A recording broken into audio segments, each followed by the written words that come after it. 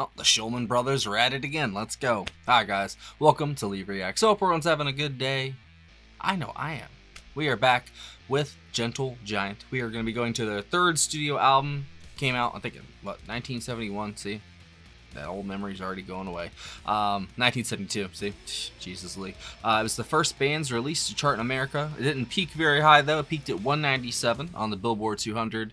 It's the only album to feature drummer Malcolm Mortimer, following the departure of Martin Smith. It was recorded in 71, released 72. We're doing the last two tracks in Leave Reacts fashion, of course. Mr. Class and Quality and Three Friends. Apparently it is a concept album revolving around three friends that live, like, I don't know, different lives or something, and they're unsatisfied with their life or something like that. I didn't want to read too much into it and, ruin it. So let's go. This is courtesy of our alpha patron, James. I appreciate you, my friend, so much. I really, really do. Alrighty, here we go. Gentle Giant, Mr. Class and Quality, and Three Friends. 3, 2, 1, go.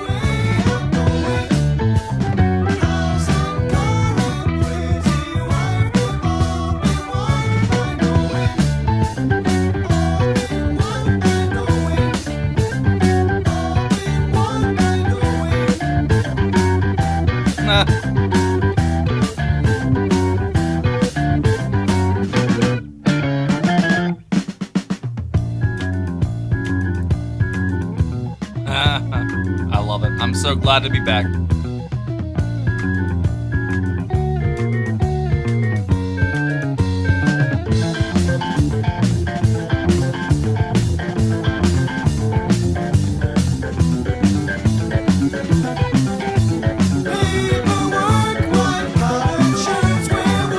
That is crazy.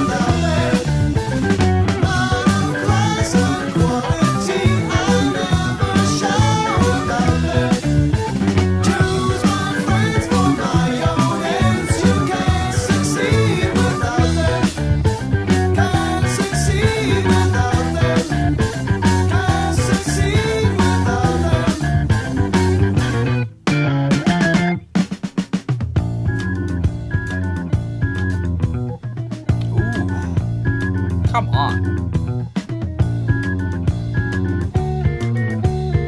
That bass is insane.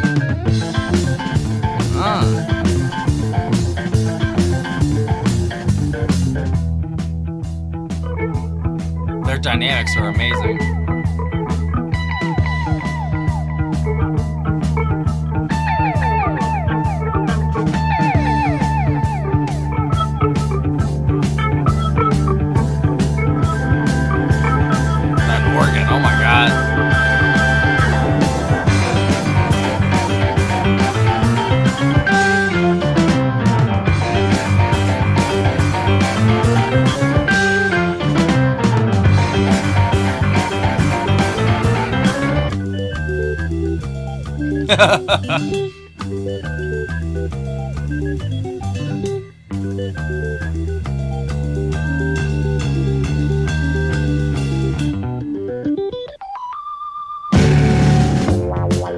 Oh my God. That is filthy. Come on.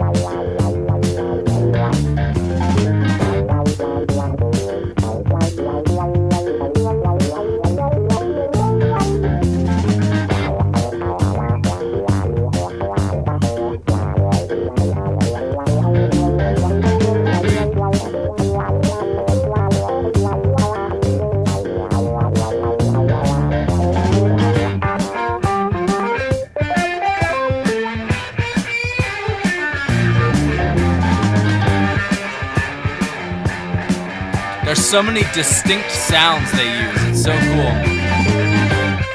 They all stand out.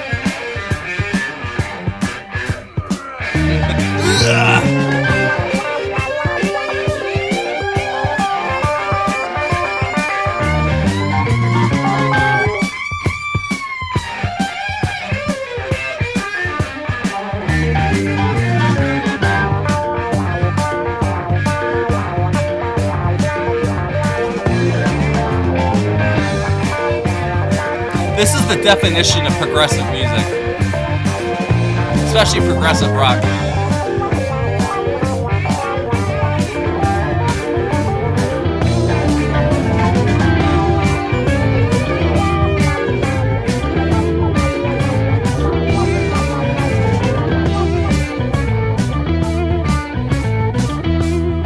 That was wild.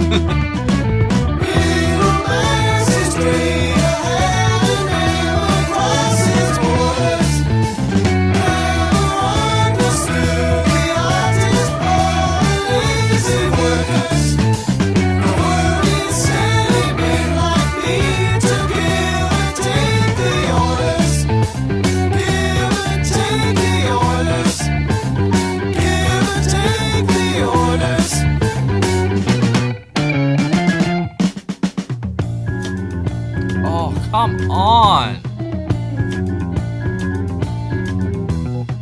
1972, bro.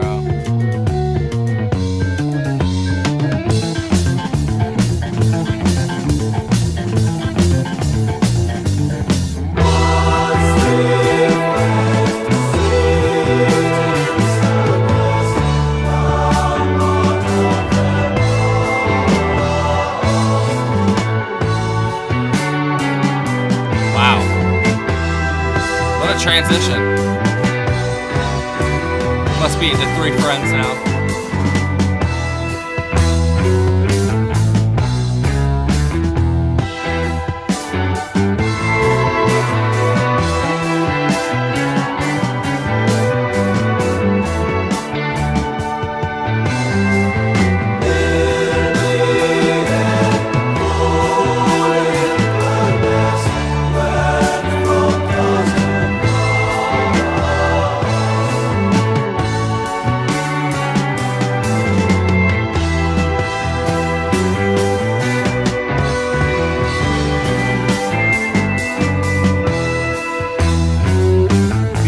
Strange at the same time.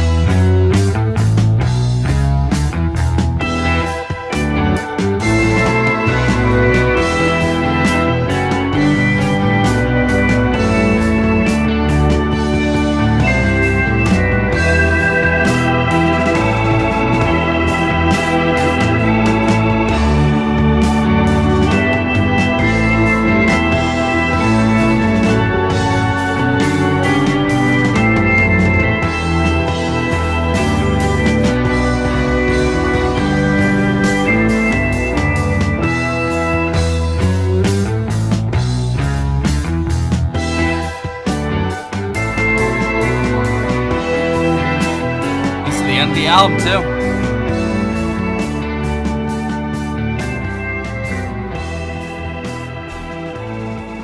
Damn.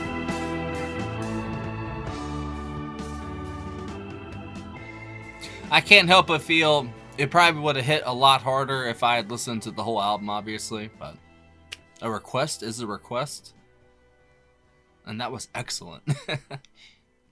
Especially the first song, Mr. Class and Quality. That was class and quality. That's an easy one right there. Oh my god. That is progressive music done right. Oh my god. I love it. And it's so funny to me that the bands that I love like on my outside of the channel, like the progressive metal, progressive death metal stuff that I like.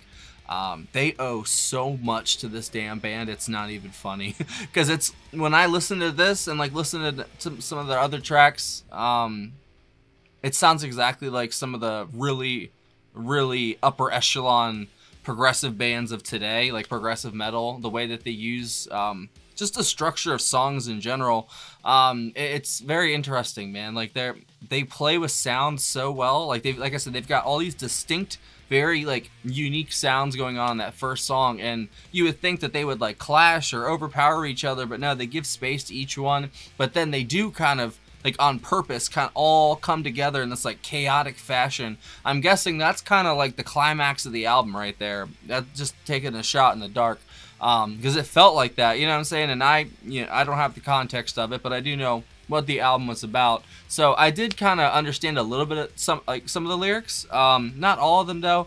Probably, if with the full listen through, I would probably understand it more, obviously. But it is funny, like, where life takes people, and then no matter what, the grass will always seem like it's greener on the other side. And like I say, once you get there, it's like, shit, this grass is brown. That's what happened to me. Oh man. So that was Gary Green on electric guitar, and yeah, that's it for that one. So that was track 5 and 6. He did the tambourine as well. Carrie Manier on Hammond organ, piano, electric piano, Mellotron, mini Moog, Moog modular. That's it. That's it. Morgan Lattimore on drums, Derek Shulman on lead vocals, killing it, man. The vocals were crisp. They were excellent in this. Phil Shulman on lead vocals for the last track. That's it. No saxophone for him. Ray Shulman on bass and electric violin. I was wondering who did the violin. That violin was excellent. That was one of those very, distinct sounds that were so interesting. Like I said, like the way they use everything so well, they hop from one thing to another like it's nothing. Like, and that transition from that song into Three Friends, so smooth. Like you could barely, like you were already like 10 seconds or not 10, you're probably already like 3 or 4 seconds into the next song, or into the song, like, oh wow, this is a new song. It was seamless. I love saying that word, such a good word. The vocals were excellent, and when the harmony did come in the second song, the kind of choral arrangement sound, I thought that was really cool. It had a nice effect. It was very heavenly, and that feels like an epilogue kind of track. And if it's a concept album, I'm guessing that is what it is. I could be wrong though. I don't know. Maybe the climax is that part, but I felt like that part where it got super chaotic there in the middle of the first song, that felt like like a culmination basically of a lot of stuff, it feels like. And I kind of want to hear the rest of the album now, I'm not gonna lie. So hey, I'm just throwing it out there, James. Maybe next month we'll do that one too. I don't know, it's up to you. Yeah, of course, that was excellent. I love the violin in the first track. It paired very well with the guitar, with the bass, the drums. They used, and of course the Moog and the synthesizers and stuff, and the organ. I mean, goddamn, they used everything with keys on it basically, and that in both of those songs, and it was excellent, man. That was really, really cool. And like I said, that's just the definition of progressive music right there. That's unabashedly progressive rock. There's no pretense. They do not care. They know exactly what they are, and I love that. They don't give a shit. They're just progressive music, A lot of bands like to like flirt with it, and then they like to pretend like they're still like a normal mainstream band, They're like, oh no, I never had a progressive album, you know what I'm saying? Like the first 2 albums are like, or even heavy. You could replace progressive with heavy, but then they go mainstream, and then they're like, oh, what albums? What are you talking about? I never did that. You like this radio hit? You know what I'm saying?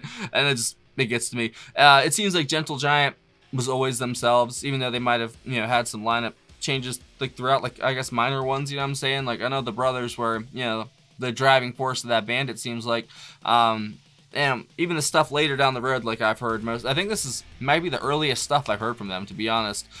This is their 3rd album. Sound excellent, bro, and now I really want to hear the rest of it. So if you think I should do the rest of this album, leave me a comment, let me know. If I get enough comments about it, I might just damn start it myself, for all I know, because that was not fair. I want to hear the rest, and then I want to hear those last 2 songs with the rest of the album, because that it's probably epic, because that was epic by itself. I can't imagine what the rest of the album would be like. Of course, like I said, the brothers are great. I wish, there wasn't any sax, so I can't really say anything about Phil. Derek's vocals are great. Ray Shulman did the bass and the violin. That was excellent. But it seems like Carrie Manier drove most of the sound. It feels like at some points in this, like they had the guitar solo at the end of the first song, but the organ and the Moog and the synthesizers, all that, they really, I can't say that. They did, honestly, all the stuff, like the guitar did, the bass, it was just all just going all at the same time. And they'd stop, and it's just crazy what they can do with sound, bro. I envy bands like that, just because I know that it's probably painstaking work, obviously, to write tracks like that. But I don't know. There's just something about Gentle Giant. Their stuff, it really is like, if you're into progressive music, they're up there. You know what I'm saying? Like that. You listen to that, you're like, damn, man, that's tight. There's not many progressive acts that can come close to that. There are obviously some, but that's tight. So thank you, James. That was a great pick. I'd have to go with I don't know. I really just like that first song in general. I don't really think I could pick a favorite instrument on it, because they all kind of played their part in it, to be honest. They all combined to make this like cacophony of like chaotic noise at points, and I thought it was beautiful, to be honest. And then they let things kind of simmer down at the second track, and very nice synthesizers and organ and stuff like that. So you can't ask for anything else from progressive music. That's it right there. So if you guys have any other Gentle Giant tracks I should check out, or you think I should listen to the rest of the album, let me know down below. Thanks for watching.